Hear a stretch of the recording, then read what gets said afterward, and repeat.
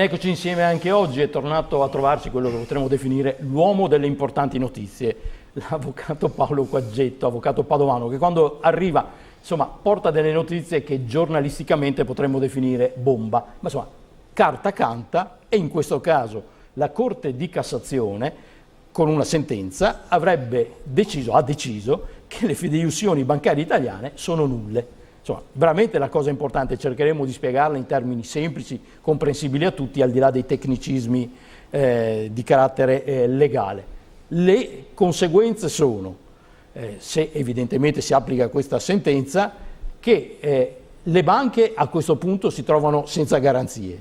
Il rischio per colui che ha avuto il prestito a fronte di una fideiussione è che sia chiamato a restituire quanto dovuto. In una regione come il Veneto, dove ancora si è scottati per i casi di Popolare Vicentina e Veneto Banca, credo che la notizia decisamente faccia scalpore. Allora, sperando di aver riassunto in maniera corretta, seppur per capitoli, iniziamo spiegando cos'è una fideiussione, perché tutti noi siamo un po' spaventati dal termine. In realtà è una garanzia. Certo, allora parliamo in effetti di un contratto di garanzia in cui vede un soggetto che si chiama appunto garante o fideiussore, che garantisce con tutto il proprio patrimonio l'adempimento e quindi il pagamento di un debito altrui. È sinonimo garanzia e fideiussione? La coppia di giovani sposi che va a chiedere un prestito e si porta ai genitori, sono fideiussori? Questo è un classico esempio appunto di una fideiussione in cui la classica coppia di giovani sposi acquista l'appartamento,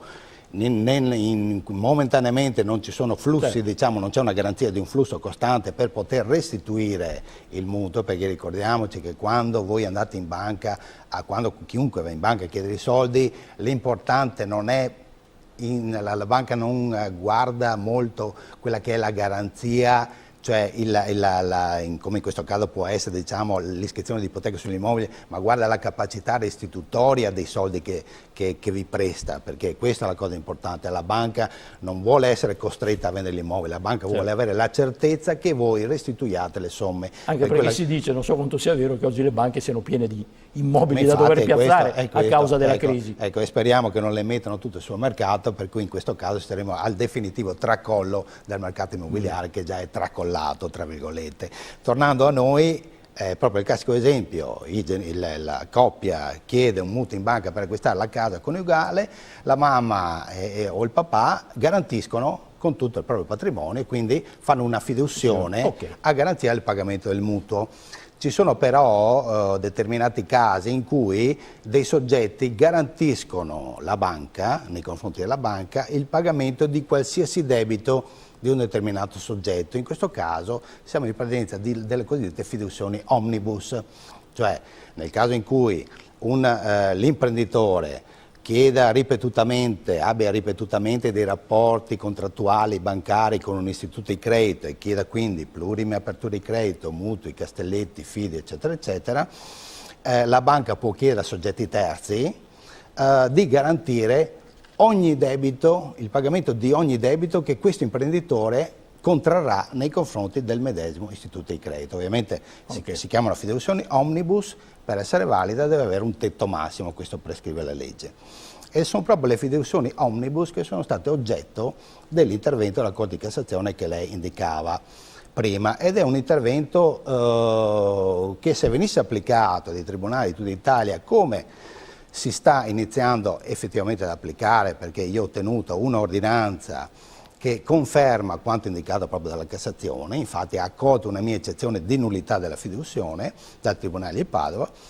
Questo si basa appunto su un'ordinanza della Corte di Cassazione che è intervenuta a dicembre scorso. Il provvedimento è 2029-310 del 12 dicembre del 2017. La Corte Suprema, la Corte di Cassazione, ha sancito per la prima volta in Italia, in maniera inequivocabile, la nullità di tutte le fideiussioni omnibus.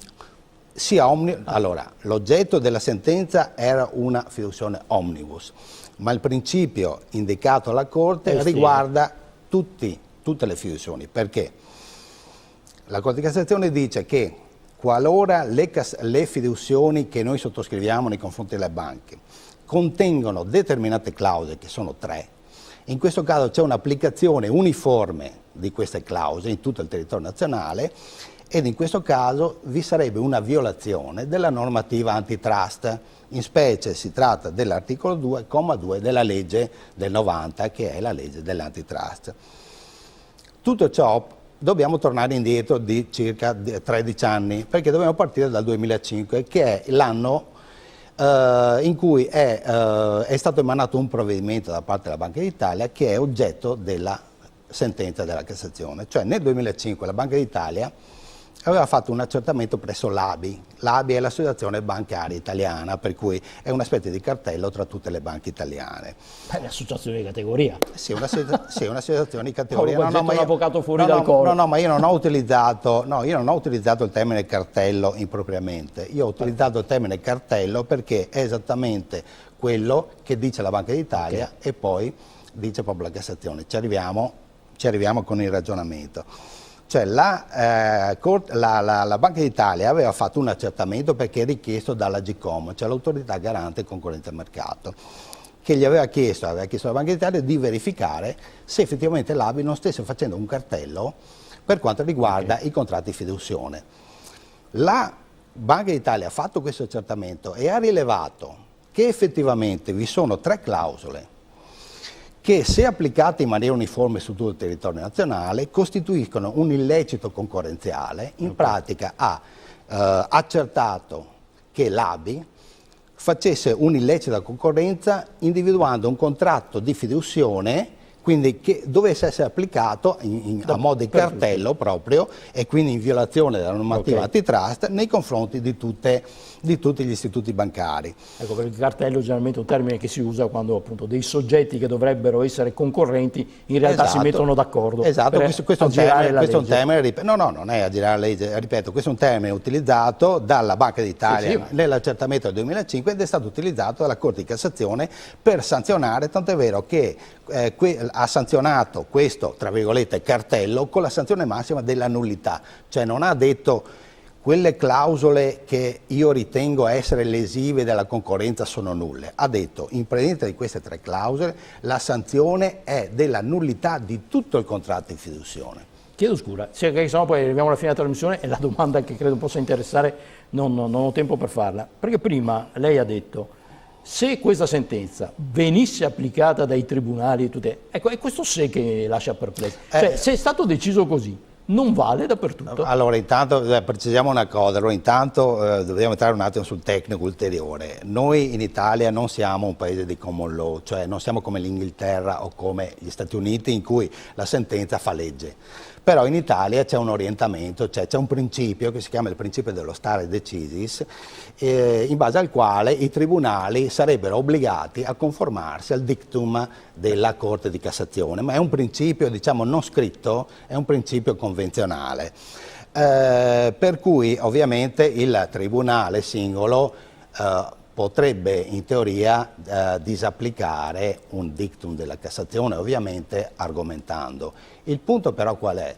Che la Cassazione è stata talmente chiara, proprio non lascia spazio a nessun dubbio, perché ritiene, come ripeto, che l'ABI abbia fatto una violazione della normativa antitrust ed abbia sanzionato e di conseguenza ha sanzionato con la nullità, che è la sanzione massima, proprio tutti i contratti di fiduzione. Per cui l'intesa concorrenziale fatta dall'ABI è nulla, di conseguenza tutti i contratti a valle sono nulli perché appunto la nullità derivata. Però è meglio, tanto è vero, voglio dire, è meglio che i tribunali insomma disattendano questa norma, perché se l'applicassero ci salta il sistema economico delle piccole e medie imprese. Qua si ritorna sempre a quello che ho detto prima, cioè non è che la Cassazione è stata, cioè non ci sono termini ambigui nel dictum nell'appronciamento della Cassazione. La Cassazione è chiara, dice esattamente nei contratti formulati dall'ABI e quindi che vengono imposti a tutte le banche, vi sono 3 clausole gravi che limitano la concorrenza, che se applicate uniformemente comportano la violazione e pertanto sono nulle, radicalmente non lascia spazio a nessun altro tipo di interpretazione. Tanto è vero che il Tribunale di Padova, a mio avviso correttamente, perché io applicando questo principio, ho sollevato al Tribunale di Padova un'eccezione di nullità della fideiussione in base alla violazione della normativa antitrust, basandomi su quello che diceva la Cassazione. Il Tribunale di Padova mi ha accolto questa eccezione perché è un'eccezione che non lascia spazio ad interpretazione, per cui non dice la Cassazione vi può essere una invalidità delle singole clausole. La Cassazione dice molto chiaramente e senza equivoci che è tutto il contratto di fideiussione ad essere nullo. E quindi adesso in tutta Italia rischiamo veramente un disastro? Certo che rischiamo, intanto dipende, allora se vogliamo guardare dal punto di vista del fiduciario, io ad esempio ho ottenuto questa ordinanza in una opposizione al decreto ingiuntivo, la banca ha ingiunto a una società e a 4-5 fiduciari, adesso non ricordo, garanti dei debiti di questa società, ha ingiunto di pagare un'ingente somma. Il decreto è stato provvisoriamente esecutivo, emanato provvisoriamente esecutivo, la banca ha subito iscritto ipoteca giudiziale su tutti i beni immobili dei fiduciari, per cui ha agito la banca in funzione di fideiussioni nulle. I beni andavano all'asta in questi giorni. A seguito della mia eccezione di nullità per violazione della normativa antitrust in base all'ordinanza della Cassazione, il Tribunale di Padova ha ritenuto fondata l'eccezione ed ha sospeso la provvisoria esecutività del decreto, conseguente per i fideiussori che se non vi sono altri gravami, cioè se non ci sono altre ipoteche su questi beni immobili, i beni immobili devono rientrare. Anche se la banca avesse ragione, cioè se il credito della banca fosse fondato, in ogni caso i beni di questi fideiussori devono essere restituiti alla disponibilità dei fideiussori stessi. In pratica la banca in questo caso ha erogato un prestito e non ha più le garanzie. Per cui in questo caso i fideiussori... Ma quindi chiederà i soldi indietro a colui che ha avuto il prestito? Sì, bisogna vedere se questo li ha, perché nella maggior parte dei casi l'obbligato principale non restituirà i soldi perché ovviamente li ha chiesti in prestito e ha chiesto una garanzia da parte di terzi, certo, che queste garanzie ovviamente sono nulle. La banca non potrebbe fare altro in questi casi di chiedere un rientro immediato all'obbligato principale, cioè in questo caso all'imprenditore garantito, però è evidente che due sono i casi: o l'imprenditore non ha i soldi per restituire e la banca quindi perde il capitale, perde in ogni caso l'utile della fiduzione, perché ricordiamoci che le banche, lo sappiamo tutti, le banche prestano soldi perché gli conviene prestare, perché ci guadagnano con interessi e commissioni, quindi anche nelle migliori delle ipotesi in cui l'imprenditore, nel caso specifico, dovesse restituire i soldi, la banca perderebbe comunque il suo affare perché gli verrebbe restituito il semplice capitale, perché ovviamente il fiduciario in questo caso non è tenuto a garantire alcunché. Io devo andare in sigla anche, ci fermiamo qua? Bene. Perché sennò l'oratoria dell'avvocato ci fa sbordare. Come vuole. Grazie a Paolo Quaggetto, avvocato padovano, credo che la questione sia stata chiara. Beh, insomma, da un lato viene da dire complimenti per il lavoro, dall'altro scoperchia delle pentole, cavolo. Sì, effettivamente, adesso vedremo i pronunciamenti degli altri tribunali, però la linea è questa, ripeto, la Cassazione è chiara, i tribunali correttamente stanno applicando questa ordinanza, questo pronunciamento. Grazie, andiamo in sigla, ci si vede.